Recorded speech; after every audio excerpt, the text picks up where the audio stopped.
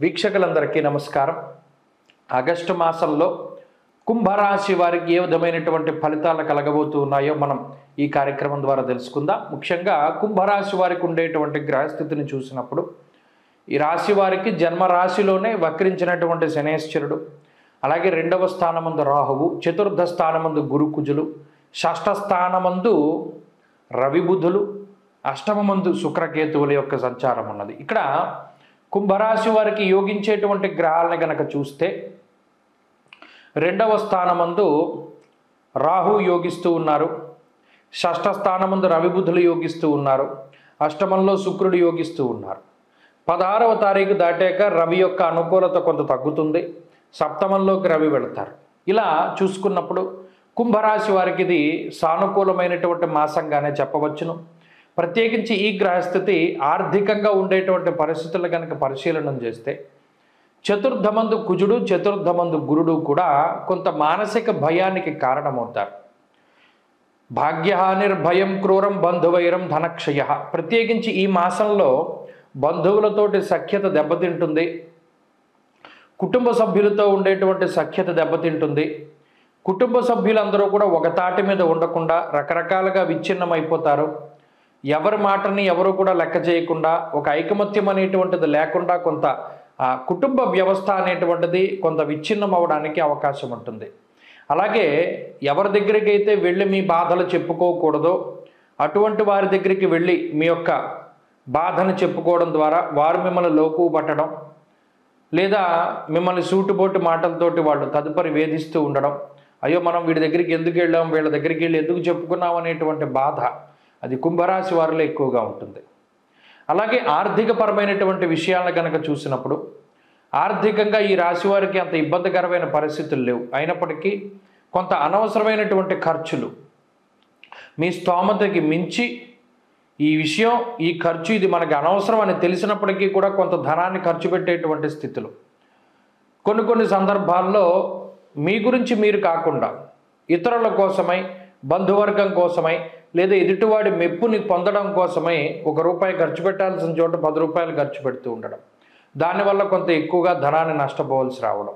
మీకోసం కానీ మీ కుటుంబ సభ్యుల కోసం కానీ డబ్బు ఖర్చు పెట్టకుండా మీరు కష్టపడ్డటువంటి సంపాదన అంతా కూడా అన్యుల కోసమై, వ్యసనాల కోసమై ఖర్చు పెడుతూ ఉండడం, ఇటువంటివన్నీ కూడా కుంభరాశి వారిలో ప్రత్యేకించి కనబడుతూ ఉన్నాయి. ఆరోగ్యపరమైనటువంటి విషయాలను కనుక పరిశీలన చేస్తే అటు ఆరోగ్య సమస్యలు కనబడడం లేదు, కానీ మానసికమైనటువంటి ఇబ్బందులు ఎక్కువగా ఉన్నాయి. ఎవరికి చెప్పుకోవాలో తెలియనటువంటి పరిస్థితి.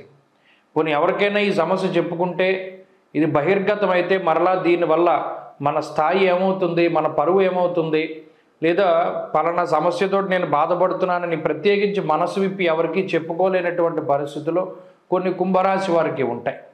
ఆ మానసిక వ్యధ మాత్రం కొంత ఈ మాసంలో ఎక్కువగా ఉంటుంది. దైవ దర్శనాలు చేద్దామనుకున్నా కుదరవు, ముఖ్యంగా దేవాలయాలకు వెళ్ళడానికే కుదరదు. ప్రత్యేకించి ఏదైనా నియమనిష్టంతో పోనీ ఉపవాసం చేద్దామన్నా కూడా శరీరం సహకరించదు, మనసు స్థిరత్వం ఉండదు, ఏకాగ్రత ఉండదు, ఎప్పుడు ఏదో ఒక రకమైనటువంటి ఆలోచన ఉంటుంది. దీనివల్ల ఒక చోట దృష్టిని కానీ ఒక చోట ఏకాగ్రతను కానీ నిలపలేకపోతారు. ఎప్పుడైనా ఏదైనా ఒక పని చేయాలంటే మీ సొంత ఆలోచన మీద వెళ్లకుండా ఎప్పుడు పక్కవారి యొక్క ఆలోచనల మీద ముందుకు పోతూ ఉంటారు. దానివల్ల సరైనటువంటి స్థాయిలో మీకు సాటిస్ఫాక్షన్ ఉండదు. ఈ పని నేను చేశాను, నా వల్లే అయింది అనేటువంటి సాటిస్ఫాక్షన్ లేకుండా ఇతరులకి ఆ క్రెడిట్ అంతా కూడా వెళ్ళిపోతూ ఉంటుంది. అలాగే ఈ మాసంలో ఉద్యోగ వ్యాపారాలకి సంబంధించినటువంటి విషయాలకు వస్తే ఉద్యోగం సజావుగానే ఉంటుంది. ఆకస్మికంగా వచ్చినటువంటి ఒడిదుడుకులు ఏవైతే ఉన్నాయో వాటిని తట్టుకుని నిలబడగలుగుతారు. మీకు సరైనటువంటి సమయానికి సహాయ సహకారాలు అందగలుగుతాయి. ప్రత్యేకించి ప్రభుత్వ ఉద్యోగం చేసేటువంటి కుంభరాశి వారి మీద కొంత నీలాపనిందలు రావడానికి అవకాశం ఉంటుంది. శత్రువుల యొక్క దాడి అధికంగా ఉంటుంది. స్థానచలనము, ఉద్యోగ మార్పుకే చేసేటువంటి ప్రయత్నాలు కొంత ఆలస్యంగా ఫలితాలను ఇస్తూ ఉంటాయి. స్థిరమైనటువంటి ఉద్యోగం కోసం చేసేటువంటి ప్రయత్నాల్లో కొంత జాప్యం అధికంగా ఉంటుంది. వ్యాపార పరంగా కుంభరాశి వారికి ఇది మిశ్రమమైనటువంటి కాలము. వ్యాపార విస్తరణకి ఇది మంచి సమయం కాదు. వ్యాపార పరంగా లాభానికి అయితే అవకాశం ఉంటుంది, అంటే ఆదాయం వచ్చేటువంటి స్థితిగతులే కనబడుతూ ఉన్నాయి. ఇక స్త్రీలలో ప్రత్యేకించి ఈ గ్రహ సంపత్తి కొంత మానసిక స్థైర్యానికి అవకాశాన్ని ఇస్తుంది. ఎప్పుడూ లేనటువంటి విధంగా కొన్ని పనులు భుజం మీద వేసుకుని ముందుకు వెళతారు. గృహిణులు ప్రత్యేకించి కొన్ని ప్రత్యేకమైనటువంటి సేవా కార్యక్రమాలు చేపడుతూ ఉండడం, అలాగే కొన్ని ప్రత్యేకమైనటువంటి తీర్థయాత్ర సందర్శనం చేస్తూ ఉండడం స్త్రీలకి సాధ్యమవుతుంది. అలాగే ఉద్యోగ వ్యాపారాలు చేసేటువంటి స్త్రీలు కొంత లాభపడడానికి అవకాశం ఉంటుంది. ప్రత్యేకించి ఉద్యోగంలో శాలరీ పెరగడానికి, పదోన్నతులకి అవకాశం ఉంటుంది. కుంభరాశి వారు ఈ మాసంలో మరింత అనుకూలమైనటువంటి ఫలితాలను సాధించడానికై ఎక్కువగా సర్పసూక్తంతో సుబ్రహ్మణ్యేశ్వర స్వామి వారికి ఆరాధన చేస్తూ ఉండడం చెప్పదగినటువంటి సూచన. సుబ్రహ్మణ్య ఆలయంలో మంగళవారం దీపారాధన చేస్తూ ఉండడం మంచి ఫలితాలకి అవకాశాన్ని కల్పిస్తూ ఉంటుంది. అలాగే లక్ష్మీ నరసింహస్వామి వారి యొక్క స్తోత్రము, సుబ్రహ్మణ్య భుజంగ స్తోత్ర పారాయణాదులు ఈ మాసంలో మంచి ఫలితాలను ఇస్తాయి. స్వస్తి. జూలై 16వ తారీఖు నుండి దక్షిణాయనం ప్రారంభమవుతుంది. దక్షిణాయనము అంటే ఏంటండి అంటే సూర్యుడు ఎప్పుడైతే పునర్వసు నక్షత్రము 4వ పాదంలోకి సంచారం చేస్తారో, కర్కాటక రాశిలోకి ఆయన ప్రవేశం చేస్తారు. ఆ రాశి ప్రవేశం లగాయతూ మరలా తిరిగి ఉత్తరాషాఢ 2వ పాదంలోకి మకర రాశిలోకి ప్రవేశించేటువంటి సమయం వరకు కూడా ఉండేటువంటి కాలాన్ని దక్షిణాయన కాలంగా చెప్తారు. దక్షిణాయనము అంటే దక్షిణ అయనము, మనకి రామ అయనము అంటే రాముడి యొక్క ప్రయాణమని, అలాగే ఉత్తరాయణము దక్షిణాయనము అంటే సూర్యుడి యొక్క గమనాన్ని తెలియజేస్తాయి.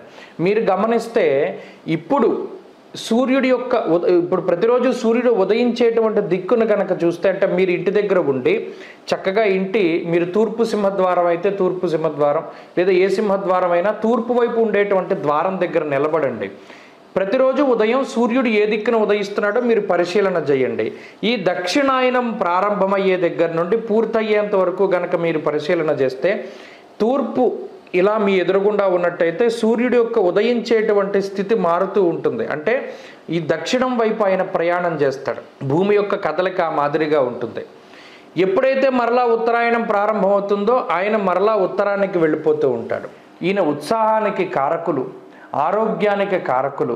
అలాగే జీవితంలో మనం ఏది సాధించడానికైనా సరే రవిగ్రహం చాలా ముఖ్యం. గ్రహరాజు అయినటువంటి రవి ఆయన ప్రతికూలంగా ఉన్నప్పుడు ఆరోగ్యపరంగా కొన్ని చికాకుల్ని కలగజేస్తారు. అలాగే ఉత్సాహ భంగానికి కారణమవుతారు. అనగా ఎప్పుడైతే అనారోగ్య సమస్యలు వస్తాయో మనం అంత ఉత్సాహంగా ఉండలేం కదా, అలా ఉత్సాహానికి ఇబ్బంది వాటిల్లుతుంది. దానితో పాటుగా జీవితం అంతా కూడా కొంత ఇబ్బందికరంగా ముందుకు సాగుతుంది. అంత ఆశించినటువంటి స్థాయిలో ఉండదు అనేటువంటి విషయాన్ని మనం దృష్టిలో పెట్టుకోవాలి.